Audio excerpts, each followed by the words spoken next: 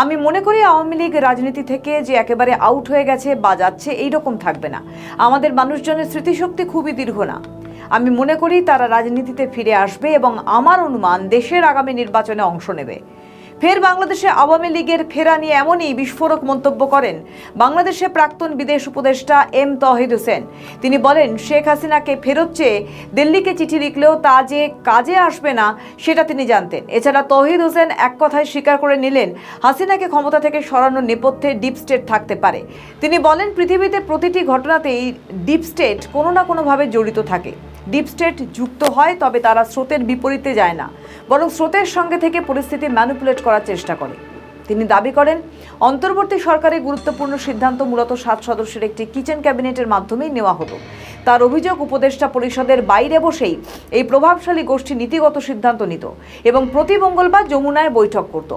এদিকে তৌহিদ বলেন যে পররাষ্ট্র মন্ত্রণালয়ের দায়িত্বে থাকাকালীন অনেক গুরুত্বপূর্ণ সিদ্ধান্ত থেকেও তাকে অন্ধকারে রাখা হতো। বিশেষ করে জাতীয় নির্বাচনের আগে যুক্তরাষ্ট্রের সঙ্গে হওয়া একটি বাণিজ্য চুক্তির প্রসঙ্গে তিনি বলেন, সেই প্রক্রিয়া পররাষ্ট্র মন্ত্রণালয়কে কার্যত যুক্তই করা হয়নি। উল্লেখ্য, এর আগেও প্রাক্তন উপদেষ্টা এম শাখাওয়াত হোসেন একই ধরনের অভিযোগ তুলেছিলেন। তার বক্তব্য ছিল, অন্তর্বর্তী সরকারের বড় সিদ্ধান্তগুলো উপদেষ্টা পরিষদে বৈঠকে নয়, বরং ক্যাবিনেটের বাইরেও ঠিক হয়ে যেত। তিনিও একটি প্রভাবশালী কিচেন ক্যাবিনেটের অস্তিত্বের ইঙ্গিত দিয়েছিলেন।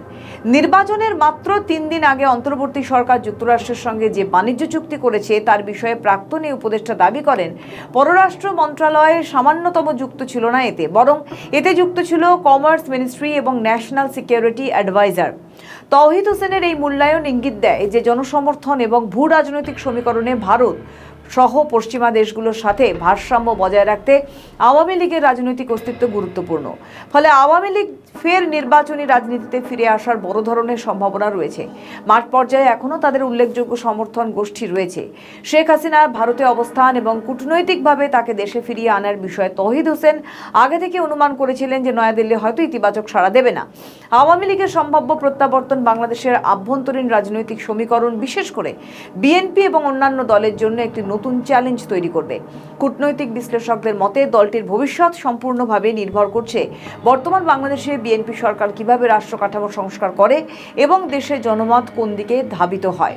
প্রসঙ্গত 2026 সালে ফেব্রুয়ারিতে ক্ষমতা গ্রহণের পর তারেক রহমানের নেতৃত্বাধীন বিএনপি সরকার মাত্রই তাদের 100 দিন পূর্ণ করেছে। তবে এই অল্প সময়ে সরকারের কিছু ব্যর্থতা জনমনে তীব্র ক্ষোভের জন্ম দিয়েছে, যা পরোক্ষভাবে আওয়ামী লীগকে সুবিধা দিচ্ছে। গত 100 দিনে বাংলাদেশে ধর্ষণ, খুন, ডাকাতি, রাজনৈতিক চাঁদাবাজি আশঙ্কাজনকভাবে বেড়েছে।